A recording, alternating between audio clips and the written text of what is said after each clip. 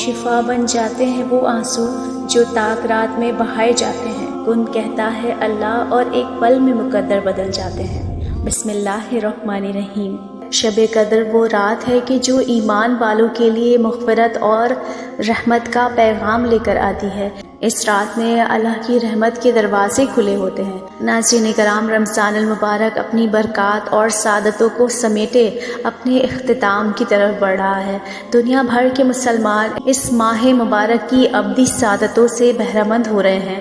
روزے اور دیگر عبادات کے ساتھ ساتھ اللہ رب العزت کی بارگاہ میں اپنی حاضری پیش کر رہے ہیں۔ اپنے گناہوں کی معافی طلب کی جا رہی ہے۔ طویل قیام اور سجود سے اپنے اللہ پاک کو راضی کرنے کی کوشش کی جا رہی ہے۔ ماشاءاللہ، سبحان اللہ۔ اور دوسری طرف اللہ رب العزت کی رحمت کا بھی دریا جوش پر ہے۔ ایک عمل کا 70 گنا عطا کیا جا رہا ہے، گناہ معاف کیے جا رہے ہیں، درجات بلند ہو رہے ہیں۔ اس حسین ماحول میں ایک عظیم رات کا تذکرہ بہت مناسب ہوگا، جس کا ذکر خود اللہ پاک نے اپنے کلام پاک میں کیا۔ ماہ رمضان المبارک کے آخری عشرے میں عظیم رات گناہ گاروں کی مغفرت کی رات ہے، مجرموں کی جہنم کی آگ سے آزادی کی رات ہے۔ یہ رات ریاضت، تسبیح اور تلاوت، درود پاک کی کثرت، نوافل، صدقات، خیرات، عجز و نیاز مندی اور احتساب عمل کی رات ہے۔ اس رات کو شب قدر اس لیے کہا جاتا ہے کہ اللہ پاک نے اس رات ایک بڑی قدر و منزلت والی کتاب، ایک بڑی قدر و منزلت والے رسول یعنی کہ محمد عربی صلی اللہ تعالیٰ علیہ وآلہ وسلم پر ایک بڑی قدر و منزلت والی امت کی رہنمائی اور اصلاح کے لیے نازل فرمائی ہے۔ چونکہ اس رات میں اعمال صالحہ قبول ہوتے ہیں اور بارگاہ رب العزت میں ان کی بہت قدر کی جاتی ہے۔ اس رات کی فضیلت کے بارے میں اللہ پاک نے قرآن پاک میں خود ایک سورت اتاری ہے اور اس کے سارے فضائل خود رب العزت نے بیان فرما دیے ہیں۔ اس سورہ مبارکہ میں ارشاد ہوا ہے کہ بے شک ہم نے اس قرآن کو شب قدر میں اتارا، اور آپ نے کیا جانا کہ شب قدر کیا ہے؟ شب قدر 1000 مہینوں سے بہتر ہے، اور اس رات میں فرشتے اور روح جبرائیل امین علیہ السلام اپنے پروردگار کے حکم سے امر خیر کے لیے اترتے ہیں۔ یہ رات طلوع فجر ہونے تک سراسر سلامتی ہے۔ اس سورہ مبارکہ سے معلوم ہوا کہ اس کی ایک رات کی عبادت 1000 مہینوں سے بھی بہتر ہے۔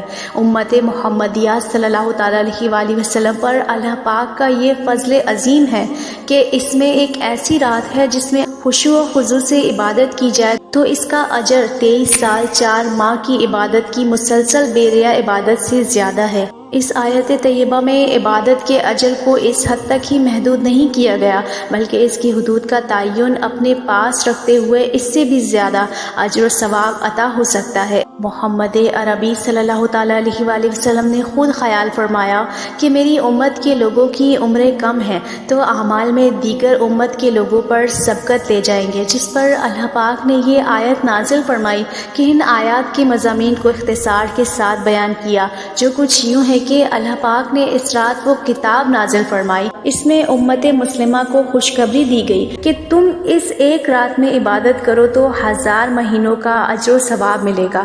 اس رات میں فرشتے نازل ہوتے ہیں اور اللہ کی طرف سے خیر و برکت لے کر آتے ہیں۔ یہ سلسلہ طلوع فجر تک جاری رہتا ہے۔ ناظرین کرام، شب قدر کی علامت یہ ہے کہ یہ رات چمکدار اور صاف ہوتی ہے، نہ زیادہ گرم اور نہ ہی زیادہ سرد، بلکہ خوشبودار اور معتدل ہے۔ اس رات میں آسمان کی طرف نگاہ اٹھا کر دیکھنے سے دل میں سرور کی کیفیت پیدا ہوتی ہے۔ اس رات میں شیاطین کو آسمان سے پتھر نہیں مارے جاتے۔ شب قدر کے بعد آنے والی صبح کے سورج میں گرمی اور تیزی نہیں ہوتی۔ بعض بزرگوں نے اس رات میں درختوں کو سجدہ کرتے بھی دیکھا، جبکہ یہ بھی بیان کیا کہ اس رات میں کھارا پانی میٹھا ہو جاتا ہے۔ حضرت انس رضی اللہ تعالیٰ عنہ سے روایت ہے کہ محمد عربی صلی اللہ تعالیٰ علیہ وآلہ وسلم نے ارشاد فرمایا کہ لیلۃ القدر جبرائیل امین علیہ السلام فرشتوں کے جم غفیر کے ساتھ زمین پر اترتے ہیں، اور فرشتوں کا یہ گروہ ہر اس بندے کے لیے دعائے مغفرت اور التجائے رحمت کرتا ہے جو کھڑے ہوتے ہیں یا بیٹھے ہوتے ہیں یا اللہ کے ذکر میں مصروف ہوں۔ ایک اور روایت ہے کہ یہ ان لوگوں سے مصافحہ کرتے ہیں جو اللہ پاک کی عبادت میں مصروف عمل ہوتے ہیں، محمد عربی صلی اللہ تعالیٰ علیہ وآلہ وسلم رمضان المبارک کے آخری عشرے کے لیے خصوصی اہتمام فرماتے۔ حضرت عائشہ رضی اللہ تعالیٰ عنہ سے روایت ہے کہ سرکار دو عالم صلی اللہ تعالیٰ علیہ وآلہ وسلم کا یہ معمول تھا کہ جب آخری عشرہ شروع ہوتا تو آپ اپنی تہبند کس کے باندھ لیتے، راتوں کو ذکر الہی سے زندہ کرتے، اپنے اہل و عیال کو بھی جگاتے۔ سیدنا عائشہ رضی اللہ تعالیٰ عنہ سے روایت ہے محمد عربی صلی اللہ تعالیٰ علیہ وآلہ وسلم جتنا مجاہدہ رمضان المبارک کے آخری عشرے میں کرتے اتنا کسی اور عشرے میں نہ کرتے۔ محمد عربی صلی اللہ تعالیٰ علیہ وآلہ وسلم نے فرمایا، جس شخص نے ایمان کے ساتھ ثواب کی نیت سے شب قدر میں قیام کیا اس کے سابقہ گناہ معاف کر دیے جاتے ہیں۔ محمد عربی صلی اللہ تعالیٰ علیہ وآلہ وسلم نے فرمایا کہ جو مہینہ تم پر آیا ہے اس میں ایک رات ایسی ہے جو 1000 راتوں سے بہتر ہے۔ جو شخص اس کی سعادت حاصل کرنے سے محروم رہا وہ ہر بھلائی سے محروم رہا۔ نیز یہ بھی فرمایا کہ لیلۃ القدر کی سعادت سے صرف بد نصیب ہی محروم رہ سکتے ہیں۔ حضرت عائشہ صدیقہ رضی اللہ تعالیٰ عنہ سے روایت ہے کہ محمد عربی صلی اللہ تعالیٰ علیہ وآلہ وسلم رمضان المبارک کے آخری عشرے میں باقی دنوں سے زیادہ کوشش فرماتے۔ لیلۃ القدر میں زمین کا کوئی ٹکڑا ایسا نہیں ہوتا جہاں فرشتے سجدہ یا قیام کی حالت میں مومن مرد یا عورتوں کے لیے دعا نہ مانگ رہے ہوں۔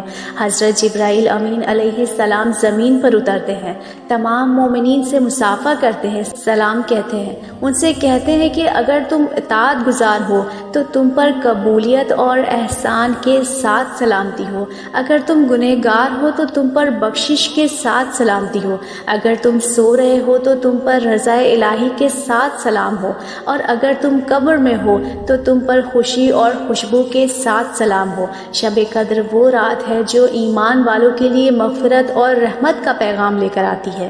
اس رات میں اللہ کی رحمت کے دروازے کھلے ہوتے ہیں، جو رزق مانگتا ہے اس کو رزق عطا کیا جاتا ہے، جو عافیت مانگتا ہے اس کو عافیت عطا کی جاتی ہے، اور جو صحت کا سوال کرتا ہے اللہ اس کو اپنی بارگاہ سے صحت کا تحفہ عطا کرتا ہے، جو خیر و برکت اور بھلائی کی دعا مانگتا ہے اسے خیر اور بھلائی عطا کی جاتی ہے۔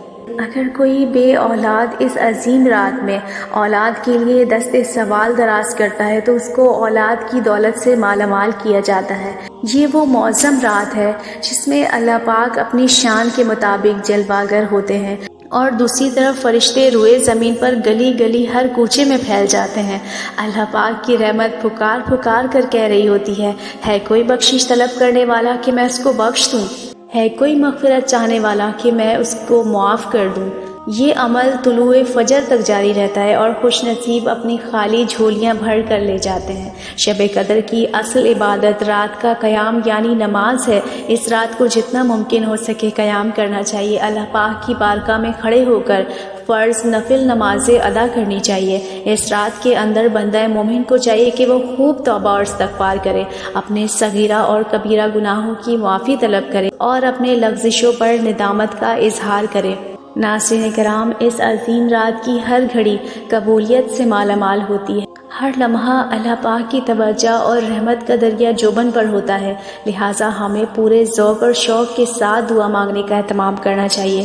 ام المومنین حضرت عائشہ صدیقہ رضی اللہ تعالیٰ عنہ سے روایت ہے کہ میں نے محمد عربی صلی اللہ تعالیٰ علیہ وآلہ وسلم کی خدمت میں عرض کیا، یا رسول اللہ صلی اللہ تعالیٰ علیہ وآلہ وسلم، اگر مجھے لیلۃ القدر نصیب ہو جائے تو میں کیا دعا مانگوں؟ تو محمد عربی صلی اللہ تعالیٰ علیہ وآلہ وسلم نے ارشاد فرمایا، یوں دعا کرو، اے اللہ تو بے شک معاف فرمانے والا ہے، کریم ہے، معافی کو پسند کرتا ہے، لہٰذا ہمیں بھی معاف فرما۔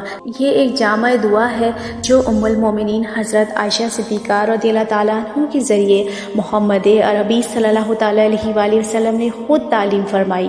اللہ پاک ہمیں رمضان المبارک کے آخری عشرے کی تاک راتوں میں قیام کرنے اور عبادت کرنے کی توفیق عطا فرمائے، اور اللہ پاک اس رات ہمارے تمام عمل کو اپنے بارگاہ میں قبول و منظور فرمائے، آمین۔ جزاک اللہ خیرہ۔